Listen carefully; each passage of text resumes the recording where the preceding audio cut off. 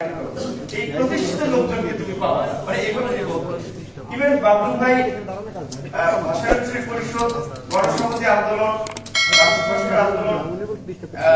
অভ্যায়ীদের সংগঠন জেএসডি বেশ কিছু সংগঠনকে তিনি মাঝে মাঝে ডাকতেন দুপুরে লাঞ্চ করাতে সন্ধ্যা নাস্তা করাতে মানে এই প্রেক্ষাপটে আমরা কি করতে পারি তিনি বসার একটা জায়গা করে আলোচনার জন্য ছেড়ে দিতেন তোমরা কথা বলো দেশের এবং এই চলমান পরিস্থিতি এটা আমরা সবাই জানি যে বিএনপি 2018 সালের নির্বাচনের পরে দীর্ঘদিন সরকারের দমন পীড়ন নানান পরিস্থিতির কারণে কিন্তু বিরোধী দল হিসেবে যে স্বাভাবিক তার অ্যাক্টিভিটি সেটি কিন্তু করতে পারছিল না 22-এর শেষ দিকে এসে বলা চলে কিছুটা ভাইব্রেন্ট হয়েছে ইউএসএ নিষেধাজ্ঞার একটা প্রভাব আমাদের বিরোধী দলের রাজনীতি তখন পড়েছিল যদিও আমরা সেটা কাজে লাগাতে পারি শেখ হাসিনা যদি ওই সময় বিরোধী দলে থানা ঘেরাও করতো যে পুলিশের উপরে নিষেধাজ্ঞা র্যাবের উপরে নিষেধাজ্ঞা প্রতিষ্ঠান শেষ করে ফেলছে তো যাই হোক আমরা বিরোধী দল অনেক পরিস্থিতি সুযোগ পেয়েও হয়েছিল যে আমরা এই ধরনের একটা দৈত্য দানবের সরকারকে আঘাত করে নামাতে পারিনি সেটা আমাদের দুর্বলতা ছিল তো জাফরুল্লাহ চৌধুরী আমাদেরকে এই যে বসাইতেন কথা বলতেন আমরাই কথা বলতাম তিনি কোনো পরামর্শ দিতেন না তারপরে আমরা এই গণতন্ত্র মঞ্চ প্রকৃত অর্থে গঠন করে কিছুটা আন্দোলন সংগ্রাম কর্মসূচির মধ্যে দিয়ে আমরা শুরু করি এবং তিনি বারবার বলতেন যে ঢাকায় বৈশা ঘরের মধ্যে বৈশা সভা সেমিনার করে কিছু হবে তোমরা বাইরে জেলায় যাও মানে তিনি তৃণমূলের লোকজনকে ভাইব্রেট করার জন্য ওই দিকে যাওয়ার জন্য অনুপ্রাণিত করতেন তারপরে যাই হোক আন্দোলন তো শেষ পর্যন্ত বিএনপির এরকমের একটা দুরবস্থা কাটিয়েও সমগ্র জাতির নেতৃত্ব দেওয়ার জন্য একটা উপযুক্ত জায়গায় তারা পৌঁছেছে আমরাও সহযোগিতা করেছি কারণ আমরা মনে করেছি যে বিএনপির মতো একটা সুসংগঠিত দল যার ইউনিয়ন পর্যায় পর্যন্ত একেবারেই একটা সুসংগঠিত কাঠামো আছে কাজেই তারা এবং আমরা বাকি বিরোধী দল সবাই যদি মিলে মিশে একটা আন্দোলন করি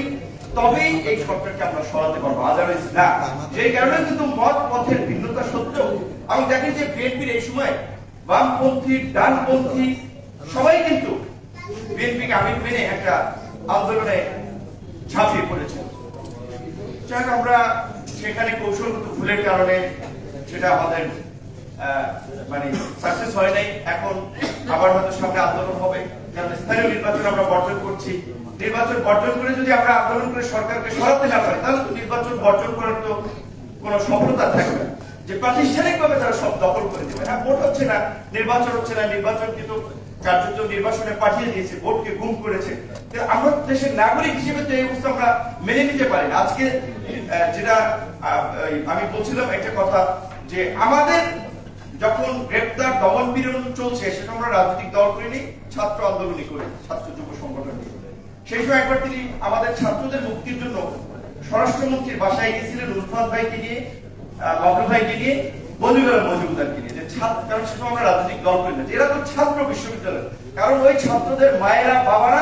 গণশাস্ত্রে গিয়ে জাফরুল্লাহ চৌধুরী স্যারকে ফেলেছে আমরা বলি যে ওদের আপনি কিছু করেন আপনি একমাত্র পারবেন তিনি স্বরাষ্ট্রমন্ত্রীর বাসায় গিয়েছেন ওদের জামিনের জন্য তিনি কোর্টে গিয়েছেন লয়ার কোর্টে গিয়েছেন আবার হাইকোর্টে একবার প্রধান বিচারপতির কাছে ঈদের আগে মানবিক বিবেচনায় যেহেতু তারা ছাত্র একটু বিনা অপরাধে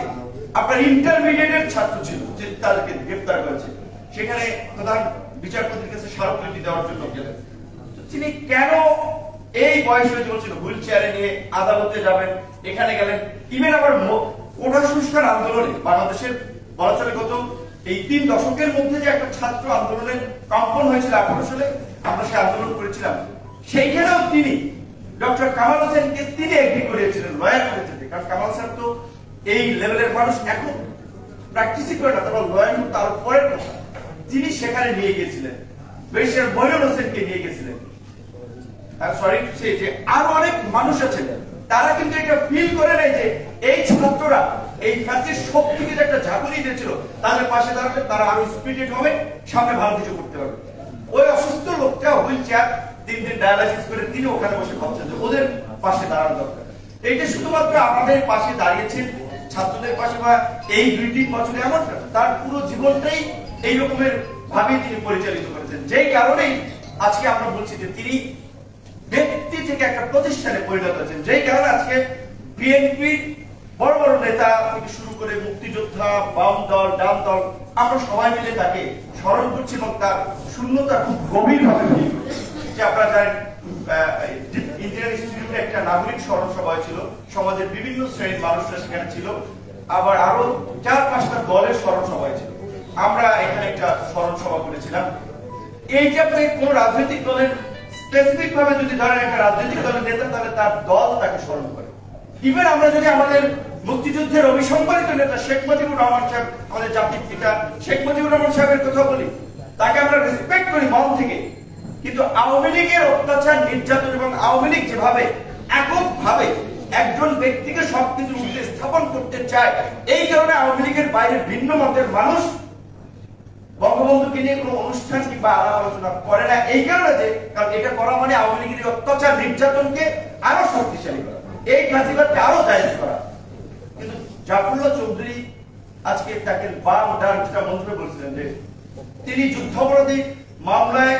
যাদের বিচার হচ্ছিল সেখানে আন্তর্জাতিক আইনের অনেক ব্যত্যয় হয়েছে, বিতর্কিত কিছু কাজ করা হয়েছে, এটা তো পরিষ্কার, আজকে তো পরিষ্কার। সেই সময় যদি এই কথা কেউ বলতেন তাহলে তার খবর হতো। আজকে তো পরিষ্কার যে গণভবন, বঙ্গভবন থেকে আদালতের রায় আসে এবং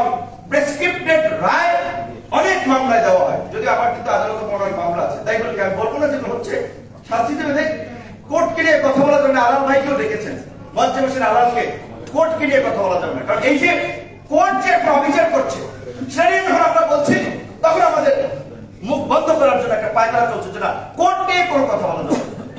ফজলুল হক সাহেব বলেছেন আমি একজন মুক্তিযোদ্ধা, যে এমন কলির যুগ ছাগলের চাটে বাঘের কাল। ফজলুল হক সাহেব বলেছেন অযোগ্য লোকের আজকে,